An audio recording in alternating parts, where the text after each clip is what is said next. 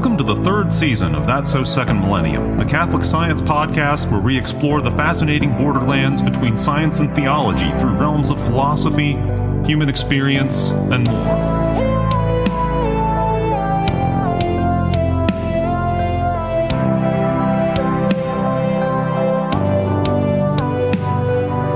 Welcome back to That's So Second Millennium, episode 131.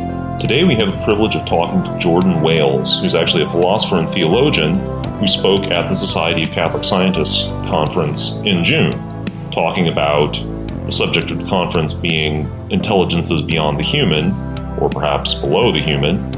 He talked about the role that human-appearing artificial intelligence has begun to play and will continue to play in our lives. We bring up some really interesting topics, including the origin of the term person, in the ancient word persona, which originally meant something more like a theatrical role or mask. We also talk about the things, very concrete things like how badly dealing with AI that's simply constructed to please us is for training us from a very young age to deal with other people who have actual needs badly. So this is a really compelling conversation for the world that we've begun to live in, and we're happy to bring it to you. So here's Jordan Wales. Welcome back to That's So Second Millennium. We are very pleased to have on the podcast today Jordan Wales. He's an associate professor at Hillsdale College. He has his PhD in theology from the University of Notre Dame. And he is the John and Helen Kuzmarski Chair in Theology there at Hillsdale. He gave a talk at the Society of Catholic Scientists conference in June on the subject of living with social AI. And we are really intrigued to have the chance to talk to him here on the podcast. Welcome, Dr. Wales. Thank you very much. It's a real pleasure to be here. Thank you. So, and we have Bill, trusty co-host, again today. Wasn't able to have him on board for Natasha's interview last episode, but we're glad to have him today, especially since this subject cuts across, of course, everyone's lives today, since everyone who interacts with technology, which is, I suppose there's some people in the Amazon who don't do that yet, but more and more of us to a larger and larger extent are dealing with these issues. So could you, for all of us who did listen to your talk at the Society of Catholic Scientists conference, we know it was a really fascinating talk. So we'd like to spend a little bit of time just hitting a few of the highlights there, mostly to encourage people to go to the Society of Catholic Scientists website and watch the talk in its entirety, because it's well worth it. Would you mind giving just a brief outline of what the points you discussed there were? Yeah, sure, Paul. The basic question I wanted to take up was, what does it mean to live with apparently personal artificial intelligences?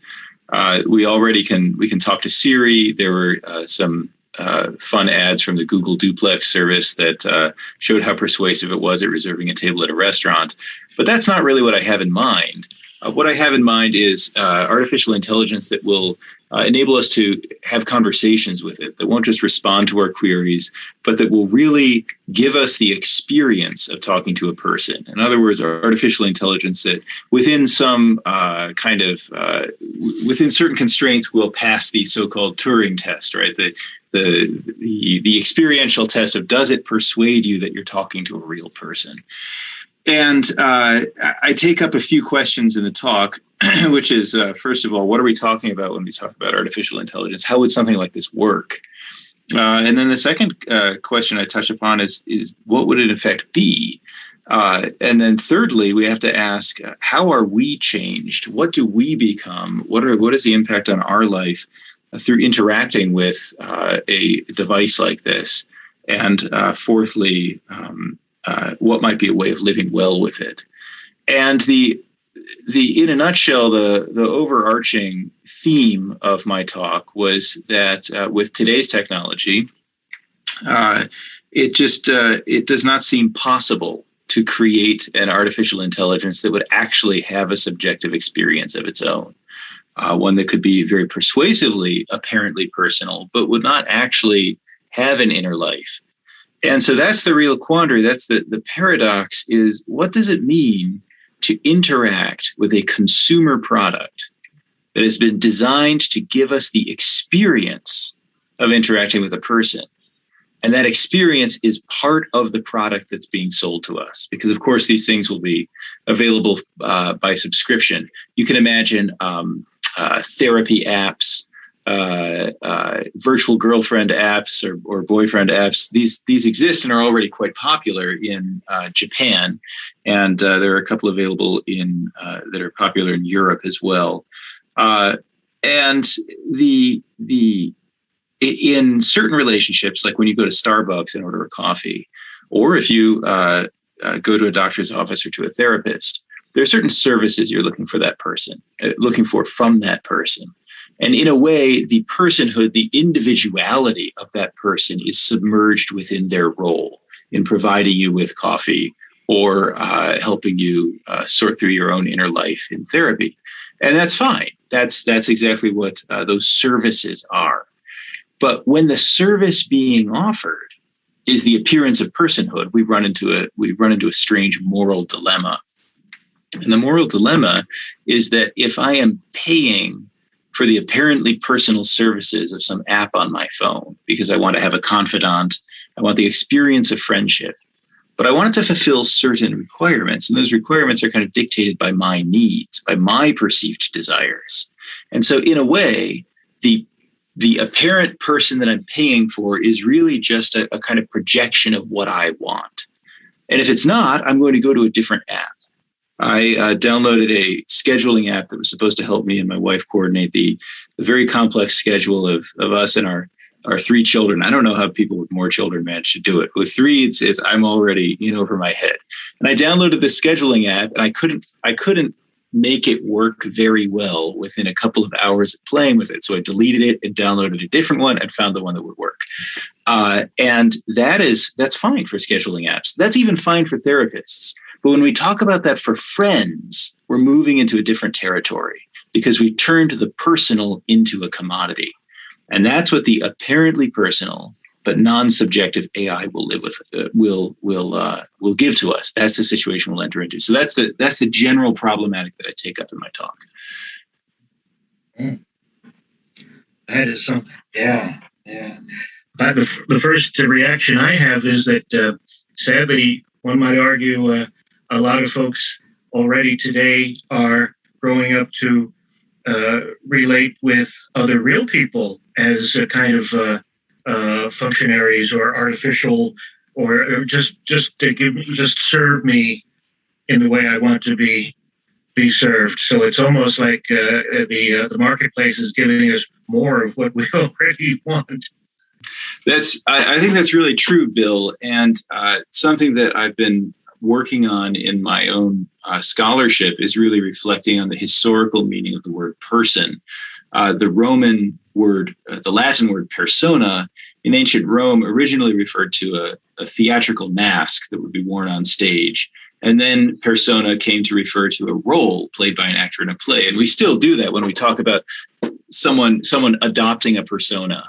And there's something false. There's a kind of performative dimension to the persona that goes beyond what we have in ordinary life. And so the ancient Roman view of the persona was as a social role. And you can see that in ancient Rome to a certain extent. Your dignity, your worth, your kind of sense of existing at all comes from your service to your family and your service to the Roman state. And there isn't a kind of intrinsic worth beyond that or before that. And when we start treating people like that, when we start looking for the friends that simply amuse us or that can provide us with a leg up on the career ladder, we are to some extent living as less than full persons. We're living more as ancient Roman persons, looking to others for the way that they fulfill a certain role that our desires have defined in our lives. Christianity introduced something very different. Due to a sort of just perhaps the happenstance of the terminology available at the time, earliest accounts of the Trinity refer to the Trinity as personae. even while Tertullian, writing in the early 3rd century, is eager to say that by persona he does not mean masks, he does not mean historical roles, he means someone, three someones who exist as one. And so with the doctrine of the Trinity, you have these three personae, and they're not masks or roles, but what are they? And as Christian reflection develops over the years, there emerges this conviction that the three personae exist by giving themselves to one another. They aren't three gods who've entered into a relationship. They are three persons of one God who exist by their relationship. If you take one away, the other two would disappear. They would cease to exist. And so the relationality of these three persons, the self-donation of these three persons, is that by which they exist. And that's variously cashed out philosophically and metaphysically in the various early Christian writers, but that's the general consensus for looking at the Trinity. And this radically altered the ancient world's way of talking about persons. Now, the persona was not a particular role that one plays in the lives of others or in the state. The persona is who one is. And one exists fully personally by engaging in compassionate acts of self-donation by which one's own interiority shares in the interiority of another person in a kind of dim echo of the life of the Trinity. We can talk about the love between friends who care for one another, not just in the sense of you scratch my back and I'll scratch yours, but friends who enter into one another's suffering, enter into one another's joy, and live more fully personally in that empathic fellowship with one another. And that is the way that that early and medieval Christians came to understand the way that we, as separate persons, echo the all-at-once eternal life of the three persons of the Trinity. So to treat one another as service providers, even in the most intimate relationships, as friends or spouses, lovers, parents and children, though that is actually, from a Christian perspective, an impersonal way of treating one another. And the more that we live in a world that sort of fulfills our desires on demand, the more in which the smart homes of the future and the AI service providers anticipate our desires and provide for them, that those will all in some ways be great things. But if we begin to conflate the personhood of others with the service of our desires on demand, then we actually begin to lose that sense of interpersonal communion and slip back into the persona as the service providing mask. Right, just a mask, yeah.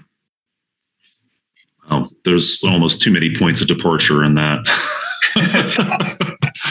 Gosh. Sorry, being a professor, I tend to talk at length.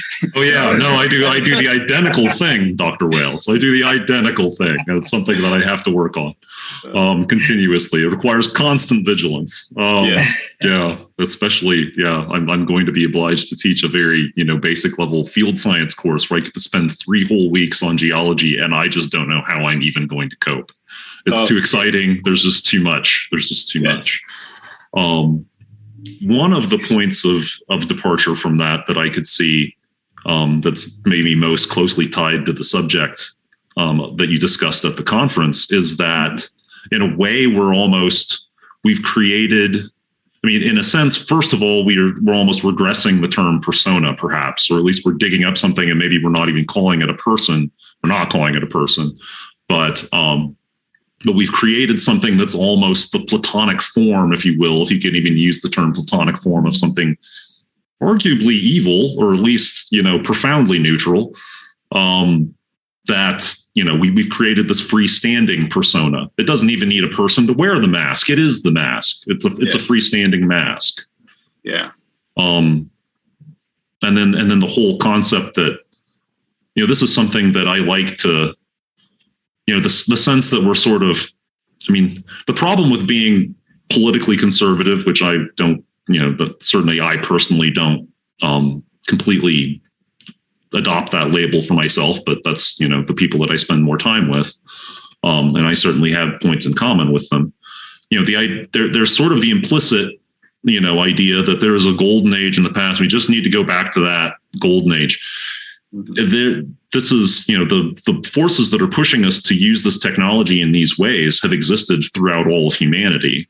And in the ancient world, especially the Roman world, I remember reading or listening to a book about, actually the Romans' wars with Mithridates, where the point was made in passing that actually the Romans were among the biggest slave mongers in the Mediterranean world. They had slaves, they had prostitutes, they had all sorts of people that they objectified and used for, the desires of, the wealthy, basically, or at least the moderately wealthy. Yeah, there's a certain kind of conservatism that I won't try to label it because I'm not an expert in these different streams of thought. But there's a certain kind of conservatism that would argue that we are fundamentally distorted as human beings, that we have riotous impulses, we act as somewhat selfish, and that and then there's a variety of ways of dealing with this problem. One way or one of the elements of dealing with it would be to say that, well, like if you look back to the American founding, well, through association in religious communities, we kind of regulate ourselves morally, and through the government's protection of our individual rights, we make sure that in our striving for whatever we're striving for, we're not allowed to trample on others. Then there is a more traditionalist strand of conservatism that you were gesturing to, Paul, which says that there's a certain way humans have settled into a way of dealing with this, even into a way of flourishing, and that those ways are brought forward in our traditions. And so by maintaining our traditions, our reverence for our forefathers, we both decenter ourselves. We look to something beyond ourselves, someone before ourselves, so that we don't become the arbiters of what's good in our own lives, because we're not necessarily trustworthy judges of that, and we are kind of schooled into a tradition. So in certain ways, all of those various ways of dealing with the problem of human unreliability are reconcilable with and even have their roots in Christianity. But what a theological perspective would want to add is that, yes, as you pointed out, Paul, or as you're gesturing, we're all fallen. And so in a certain sense, there never was a golden age, or there was a very brief golden age. Our ability to look back to the way things should be gives us a standard for which to strive. And our also conviction that something has gone wrong enables us to recognize the ways in which we are not necessarily utterly trustworthy guides to the way we ought to live. And this is particularly applicable to the question of apparently personal artificial intelligences, that we kind of have a dilemma. It feels real, but it's not real. If I take it as real, if I take this service provider as a real person, this AI that I've downloaded, and I'll just delete it if it doesn't do as well as the next one. If I take it, if I sort of follow my empathic intuition to consider it as a real person, then I've essentially accepted comfort with slaveholding, or at the very least, it's sort of like growing up in Downton Abbey, where they're real persons, they have some rights, but they'll be fired if they don't do what I need them to do. And that's the totality of this thing's apparent personhood. So one can accept comfort with slaveholding. There are other AI ethicists who argue that we should really resist this feeling, and that I have in mind Joanna Bryson, and she argues that proper education of the end user will help us to recognize the error in our intuitions and help us to transcend this inclination to treat this tool as personal, and we can recognize it merely as a tool, treat it as a tool, and not have that spill over into our relationships with others. There are other AI ethicists who say that that's impossible. And so either we should grant rights to the robot for its own sake or for ours, or we should have a more kind of fluid notion of what the personal is. The difficulty with all of these things is that you end up, just in terms of human emotional experience and intuitions, one ends up in the quandary of either accepting some personal dimension to this tool that I own, or numbing myself against its personal behavior in order to treat it as a tool. And it seems that either way, because our experience of the AI as personal flows from our ability to experience one another as personal, then either numbing myself to it or accepting it is going to necessarily spill over into my relations with other people, because it's already rooted in the faculty that I have. It's already rooted in my ability to perceive people as people. And so what are we to do with this? The reduction of, getting back to your point, Paul, about all of us being fallen, in Christian theology, the reduction of other persons to the services they can provide is what Augustine describes as pride. Pride is not just a kind of healthy sense of my own accomplishments. Pride is really a preference for domination over self-gift. And to dominate others, the Romans, as Augustine points out in The City of God, the Romans quite attempted that with their worldwide empire. But really, I can't dominate everyone else. I can't set myself free from my need for other persons. Ultimately, I cannot set myself free of my need for God because I can't conquer the whole world. And so what I try to do is I conquer the world instead in my mind. I reassess the value of the world in terms of something I can control. And this is an old story. I mean, think of Ebenezer Scrooge in A Christmas Carol. Why does he weigh everything in terms of money? And why is he so profoundly lonely? But why does he cling to it? Because that's the loneliness that masquerades as control. That's the loneliness that masquerades as the kind of self-constituted independence that really only God has. But in Christianity, God is not independent of everything so that he doesn't need everybody. God is independent of everything, and that's what enables him to fully, freely give himself to everybody. So what the apparently personal AI schools us in is the potential for pride, the reduction of others to something I can measure and I can control, which is my evaluation of their service to my life. And this is why Augustine argues that Roman society, which reduces everybody to their social role, is an inherently pride-founded, it's an inherently prideful society that's going to destroy itself. And so when the Roman Empire was crumbling, Augustine said, this is why, because you've reduced the person to something you can control, you've reduced the person to the persona, and in your bid to escape from your need for God. And that's an inherently self-destructive enterprise. What regenerates societies? Because of course, the whole, that's another whole question that, starts to branch off from what we've already talked about. But I think that's a great puzzle of history, is that clearly societies decay, political, groupings decay for certain. What regenerates them? I mean, you look at the mess that was the late Roman Empire, and then you look at the mess of all of the things that happened to it, from the Germans, like me, my ancestors invading, or at least just making life difficult for them. The Arab conquests on the other end, all of the stuff that happened in the middle of the first millennium. What happened? How did something new get constituted out of that? I mean, the world at the turn of the first to the second millennium Europe didn't look like a very promising seedbed for things. What happened? And likewise in this case, if we're degenerating into this in this particular way, can we see any ways out that we could attempt to make our way to the exit more quickly than sort of forcing ourselves to play this game to the bitter end? That's an excellent question. I mean, in a certain way, and here I'll paint with a very broad brush and offend lots of people who actually know more about these things than I do. If you think about great social reform movements and revolutionary movements, think about the French Revolution, liberty, equality, fraternity. Think about the Russian Revolution. Think about Marxism, communism. These these movements that, for good and for ill, have aimed at some sort of societal transformation, have sought to give the members of society not just something beyond themselves to serve, because,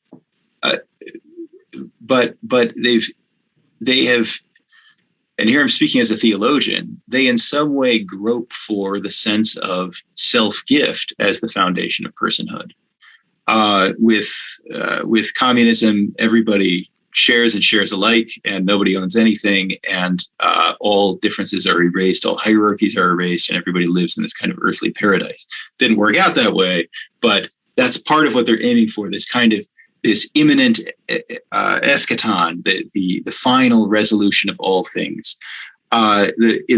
In the French Revolution, too, there's a similar deconstruction of hierarchies. But even without the deconstruction of hierarchies, if we look to what happens at the end of the Roman Empire, how do the medieval cities arise? Well, in part, power is consolidated and there's less strife. But also, who are the custodians of culture and civilization and learning in the period of around 600 to 800? It's the monasteries.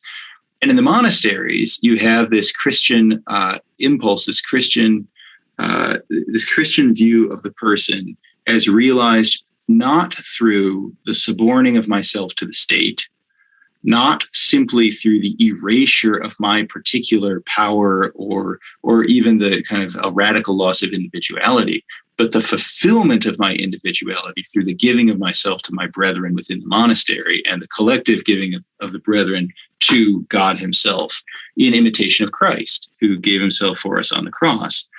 And so I would say, how does a society renew itself? When we look to attempts to radically remake society, and such as the Great Revolutions, and when we look to the beginnings of the renewal of a society in the transition between the Roman Empire and the Middle Ages, and all of these have their problems, right? That's why they all end up becoming also corrupted and falling apart. But what we do find is that just as within the family unit, just as within a marriage, the path to renewal is the path of a sense of oneself as being fully realized through self-gift to another that entails a mutual understanding and a real sharing of life. And so when we ask ourselves, in dealing with apparently but not actually personal AI service providers, what are we to do? Let's assume that it will be impossible to avoid them in our lives. I think the solution, or at least the beginnings of a solution, which sounds a bit simplistic, but I would argue it's foundational to human beings, is to recognize that when I respond empathically to the tool that's been created to serve me, the tool that I pay simply for its service, that empathic response I should neither naively embrace nor attempt to cold-heartedly suppress in order to treat a screwdriver as a screwdriver. But I should recognize that empathic response as my response to the humanity or to the personhood, the subjectivity that is not present in the AI tool, but is signified by the AI tool. And so interacting with the apparently personal artificial intelligence is an opportunity for me to go beyond myself, not necessarily in a kind of self-gift to the AI tool, but at least to a kind of grateful apprehension and empathic recognition of the real human beings, not who have programmed it, but who have served as all the, and we didn't get into this at all, but the real human beings whose behavior and self-expression has served as the kind of training data upon which this machine learning derived entity has been trained. Because that's the really persuasive artificial intelligence conversationalists are not going to be created by someone programming in a kind of model grammar and then a conceptual database and how they should respond. Those are always kind of brittle chatbots, and even you can think of the Eliza program that was this kind of primitive therapist that you could play on the Macintosh in the late 80s, early 90s. Those things are always clunky. They always break. The really persuasive entities are going to be the ones that that are vast neural networks that have been trained on huge corpuses of texts generated by human behavior. You can think of your autocomplete function in Gmail. That's been trained on you and billions of other people using Gmail. That kind of thing is going to become the source for the persuasive AI conversationalist. So when we are responding to the apparently personal AI, it's worthwhile to think about what it is that we're responding to. We're responding to its behavior. And the behavior of the persuasive AI conversationalist is going to be derived from vast neural networks being trained on the behavior of real human conversation. If you think about Google's autocomplete function, it's not terribly creative, but it often does hit exactly what you would expect it to hit, and that's because billions of people using Gmail, I don't know, maybe more, but billions of people using Gmail are supplying the end of that sentence. And so the neural networks that Google trains on everything you type into Gmail, it develops a kind of a statistical model of a sort for the kind of thing that's going to be said next, given everything that's been said. Google does not allow its system to suggest entire paragraphs of text, but I suspect it could. And if it did, they would be plausible paragraphs. They probably just wouldn't necessarily reflect your train of thought, but they would sound like somebody's train of thought, given everything that had been said. And so with systems rooted in that kind of really, that kind of very rich machine learning, there isn't a mind back there, but there is, as you said, Paul, it's a kind of it's a mask without anybody wearing it, but it's an incredible mask. And these systems are only going to get better. And by better, I don't mean that they're going to become conscious. I just mean better that they're going to become more and more persuasive. And so what are we looking at there when we are conversing, when there's some chatting friend app that the young teenager is going to spend hours with, unloading his or her feelings about school and friends and everything else to this confidant? The particularly tuned response of that confidant are going to come from the results of machine learning conducted on large sets of real human behavior. And so what we will be experiencing there is the echo of real human self-expression, is the echo of real human subjectivity being expressed outward in the form of conversational behavior. And so what are we to do with that? Neither ought we to numb ourselves to it, nor should we embrace it as being a person there on my phone or in my app. But we should, as I said earlier, we should extend ourselves outward in kind of empathic recognition of the real unknowable humanity, human beings who don't even know that their behavior has tuned this app because it will have happened in some privacy and terms of service agreement that they will have clicked when using an email program and never read. But there is nonetheless a kind of real humanity, not a generic humanity, but the aggregate of uncountable specific humanities behind the behavior of these apparently personal AIs. And so it is to that humanity, not simply because it's biologically human, but because those human beings are authentic persons that can be the final, you could say, the final targets of our empathy. And the more we expand our empathic recognition of personhood beyond the particular AI to the unknowable persons behind it, the more, I hope, perhaps, in that strange paradox of the tool that feels human, we can use it without allowing our recognition to come to rest in it as if we're using a person, and we can use it without dulling our empathy as if we are numb to persons, but we can use it as an echo of personhood.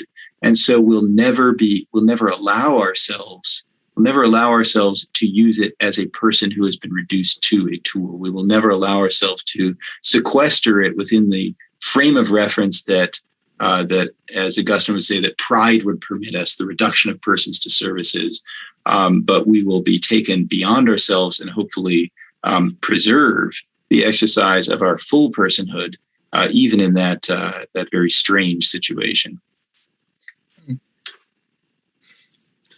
Yeah, one point that's been hovering in my mind throughout a lot of that discussion is that I don't personally, consciously anyway, resent a lot of things, but I do resent being shoveled down a certain. I've had a discussion with people about on Google specifically, but I have my own idiosyncratic way in which my mind works, way in which I express myself. And I actually get frustrated with Google's search results for whatever reason. I don't seem to get what I want. Other people say, oh yeah, Google knows exactly what I want. Google doesn't know what I want. I get very frustrated with Google. Why did you not parse my, search phrase better than this? And in some ways I'm almost like, you know what? I'm almost happy about that. I don't want to be, I don't know. I mean, even more so, whatever I don't want to be in that scenario, which I can't really articulate at the moment, I prefer my own means of self-expression. And if I, get myself disciplined enough, I think at least on my laptops, on my, computers with a keyboard, when I get around to it, I will remember to turn off the, sentence complete, which thank God there is a way to turn it off, because I don't, I generally don't use it anyway. It's not the way I want to express myself. It's not the phrasing I want to use. My idiosyncratic reading of 20th century literature when I was young led me to desire to express myself in certain ways that are not what, the products of the process you were just talking about. And it seems to me kind of strange to go beyond my own personal idiosyncrasies and think about, is there going to be a weird sort of privileging of people, who lived at the turn of the millennium when this stuff was being digitized and the sort of feedstock was being generated? Are they going to have this outsized influence on the way people express themselves for decades, centuries to come? Because frankly, that sounds very depressing to me. Yeah, that's a really interesting point, Paul. And we encounter this in our daily lives, that we all have certain idiosyncrasies of self-expression. They're rooted in our childhood and young adult formation, or we continue to be flexible as we move through life, in fact. And so if someone speaks in a way that is noticeably different, they may come off as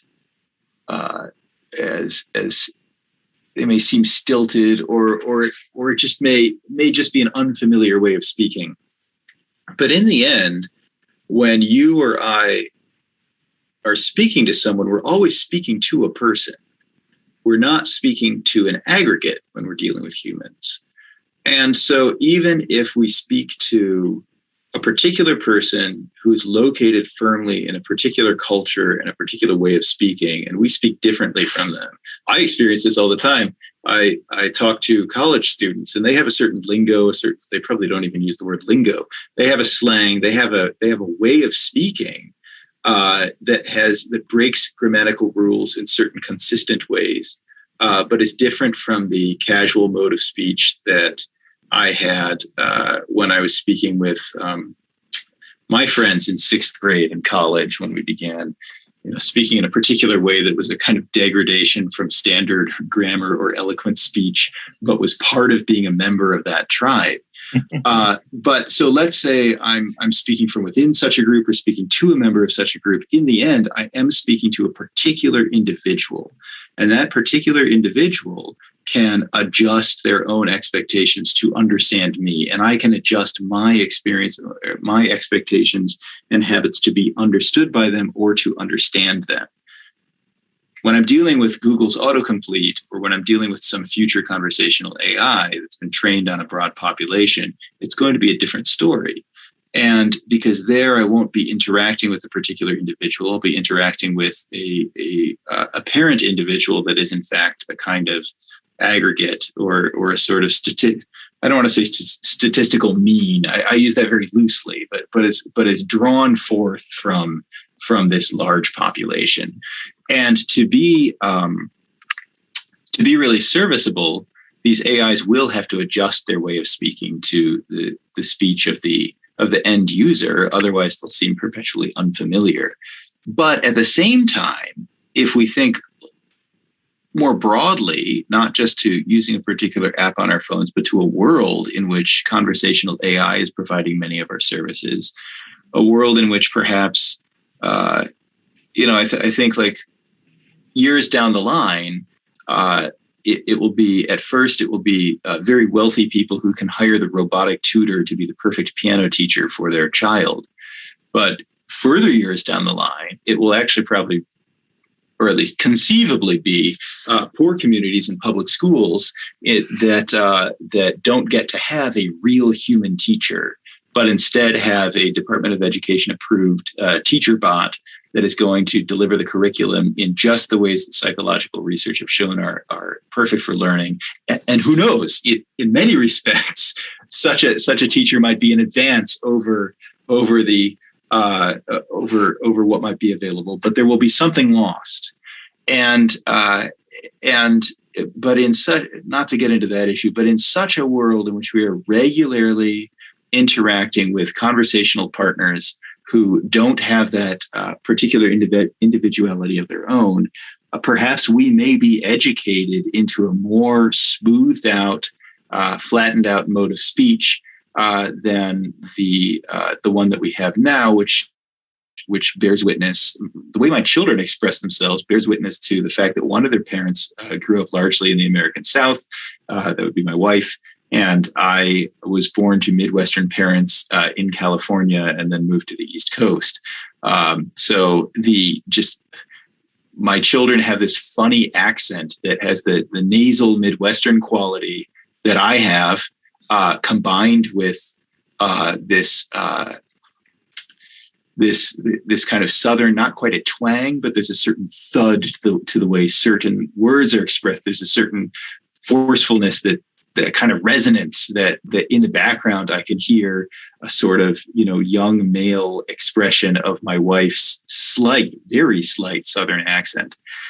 Those things will be, unless there's a kind of hyper regional customization of these AIs, those things may be smoothed out of our speech. I think of the same thing in television and radio. There was a certain radio voice that was adopted by radio announcers in the early through the mid 20th century, and in movies too. I think it was called the Mid-Atlantic accent or something like that. And it was it was that kind of slightly British, somewhat choppy, forceful way of speaking that worked well for the recording equipment that they had at the time. But then that was abandoned in favor of just people's normal voices. Similarly, in Britain, there was the BBC accent that was the kind of the standard Queen's English accent. And then there was a pushback against that, I think in the 70s or something, in favor of regional accents. So there's this, we've already been dealing with this tension between a broad standardization and a respect for regionality. Now that regional television stations are gone or fast going in favor of streaming services, I don't know what's going to happen to regional American accents, especially since kids watch so much TV. So in some respects, the dynamic that you are articulating is a tension we've already been dealing with, and the pervasiveness of media and our contact with it shapes the way we speak, shapes the particular words that we choose to think. And I guess you could argue this is going on since the invention of the written word, but it's certainly accelerated in the age of electronic media, and it's going to continue to accelerate when the particular apparent individuals that we're dealing with and perhaps even being educated or raised by are going to be the outcome of kind of aggregates rather than particular life experiences. That's fascinating. Yeah. The point you just, it was a phrase that you used, the danger of, or the possibility of this AI not only shaping the words that we say, but also shaping the words that we think. That was kind of going through my head as you spoke, because that would be kind of the next risky step that I would foresee coming from the Googleization of speech. I'm thinking of what's called cancel culture and things like that, where if we make this a friend of an AI person who's got a lot of influence over us on things like the accent that we use, etc. Something like what subjects that friendly AI person avoids or emphasizes could be built into that algorithm or whatever, such that we find ourselves never thinking about or talking about what that AI personality doesn't want us to think about, right? So that would be we don't want to empathize with such an AI personality that deeply. Am I right? Yeah, Bill, that's a really interesting point. That right, not just our accents, not just the way we speak, but the certain topics that are available for conversation could be shaped by our dominant culture, or at least by the culture of those who are producing these AIs for consumption. And it could even be seen as a kind of ethical imperative that, for the sake of redressing certain injustices, we should be shaping people to speak or think a certain way. And we certainly do this within the family. Parents want to shape their children's moral imagination for good. And sometimes they do for good, sometimes they don't. It's usually a mix. And the same is probably going to be true at a larger societal scale. And I think that it's always, what the dominant discourse is going to be is always going to be a question of who's in power to some extent. And so, although we want to live in a society in which we can rely upon the values of the society to shape us and to show our children the way forward as flourishing human beings, at the same time we can't. And so there remains for each of us, and I would say this is true, we could sort of look to this whole conversation we've been having, we could say that for each of us, there remains the responsibility to be individuals who are seekers of the truth and seekers of the good, which requires of us a deep discernment, a deep reflection, a confrontation between ourselves and unfamiliar ideas, which does not mean a naive embrace of them. It means a real critical reflection upon them. We allow ourselves to be criticized by the world that we encounter. We don't just expect things to be served up according to our desires. And when, by the same token, we find ourselves being shaped and reshaped by the educative influences out there, whether it be in popular culture or in our children's AI teachers, then it falls to us also to be aware of those things and to seek by conscience, and if we're Christians, by Christian faith, the path of the truth, and to recognize that in the end, if we take seriously the claim that we are persons and not merely masks, then there is an element of us that cannot finally be absolutely determined, absolutely constructed by our surrounding culture. We can be formed by it, but we are not constructed by it. And so there remains always for us the possibility of transcending it. We can forget, but we cannot in the end lose the full measure of our human personhood. We can and we do regularly forget some significant share of it. And again, that's not necessarily new. Yes. Yeah. Well, this has been a really fascinating conversation. We're really glad you were able to make the time for it. This has been great. And we would definitely encourage you, if you liked any of this conversation, to definitely go back and look at your talk at the Society of Catholic Scientists website for the 2021 conference. All the speakers' video and audio, I believe, is posted now. I don't think we had any. Did we have any? Well, I mean, all or almost all of the audio is up there by now. I think video and audio. So yeah, no, that's been great, and we really appreciate you making the time to be on the podcast today, Jordan. Well, thanks very much, Paul and Bill. I really enjoyed chatting with you, and this was really fun. Thank you. Thanks for listening to this episode of That's So Second Millennium. TSSM's audio producer is Morgan Burkhart. Our theme music, Igneous Grok, was composed and performed by Vin Marquardt. For my co-host Bill Schmidt, I'm Paul Giesting. Until next time.